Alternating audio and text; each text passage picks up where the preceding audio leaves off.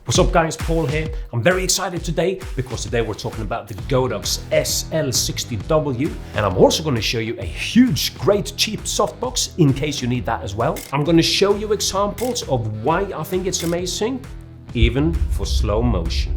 Doubters, this video is for you. In this video, I'm not going to talk too much about specifications because there are enough videos out there that actually shows you that. Let's take 10 seconds of the main points.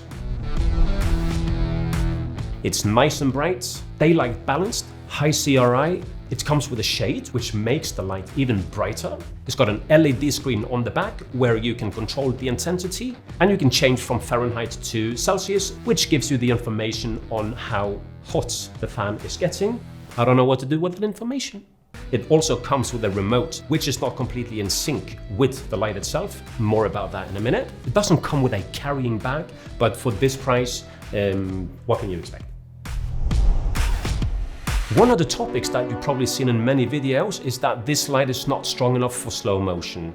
Well, have a look at this footage and see if you agree.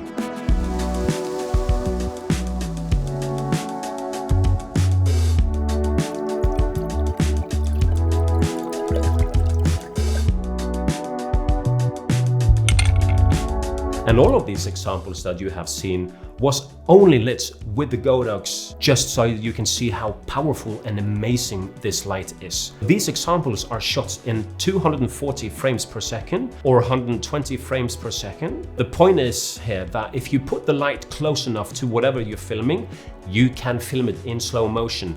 Obviously, if you have a big set, the light might not be strong enough. This video is not for you because you are already on a big set with expensive light.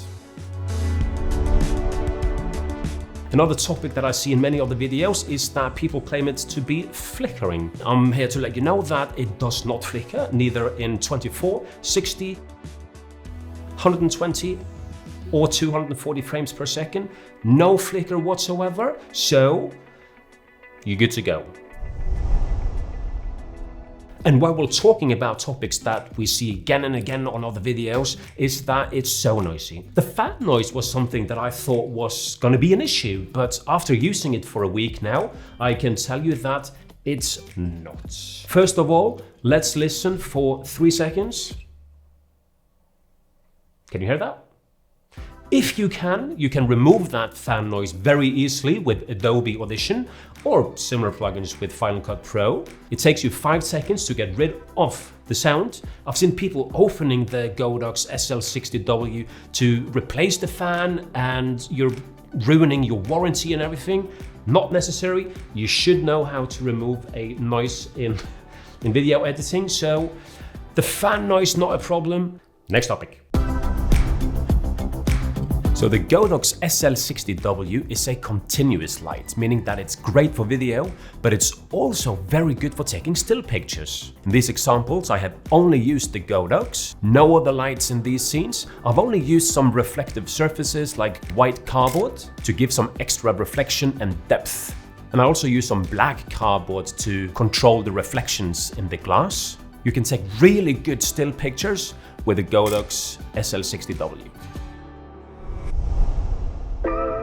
The light comes with a remote control, but the remote is not really in sync with the light itself. So I'm going to show you. Now the light is set at 60% and the remote is off. Let's see what happens when I switch it on. Bad.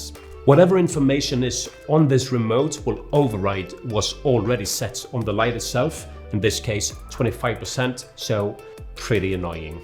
Let's turn it back up. And the remote, you can only lower the light until 25% instead of the 10% that you can do if you turn the dial on the back of the light itself. If you do switch it off with your remote, the fan will still be on, the LCD screen on the back of the light will still be on, so the remote, fairly pointless.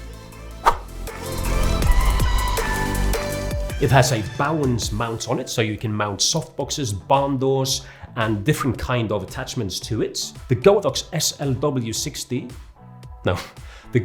SL-60W does not come with the softbox. You have to buy that apart. But instead of buying the aperture light dome too, that cost $269. I got this one for about $110. It comes with a diffuser, internal diffuser to remove a potential spotlight, and it comes with a grid so you direct the light even further. The softbox also comes in this little pouch or case for easy transportation, or if you need to store it. So that comes in quite handy as well.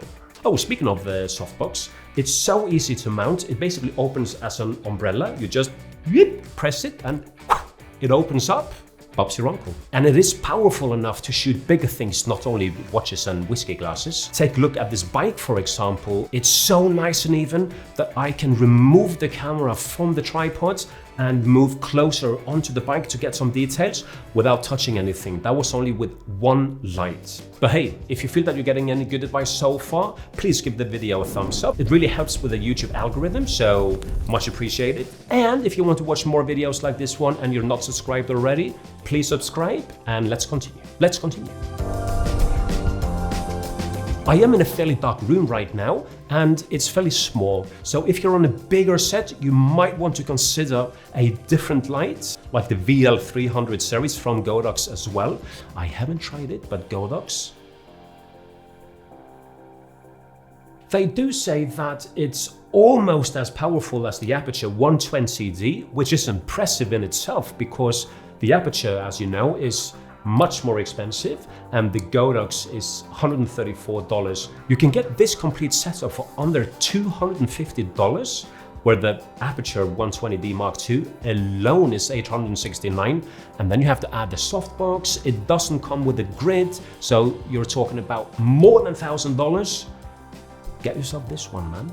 This is my personal opinion. I'm not sponsored to say anything about this light, but I'm glad that I bought it. I'm very happy that I can share it with you, because I'm sure that you have been in the same position like me, that you want to buy yourself a light, but there's no way that you can justify to spend $1,000 on a light these days. I hope I could help you out and maybe convince the doubters out there that the GODOX SL-60W is a smashing light. Until next time, this is Paul signing off. Ciao!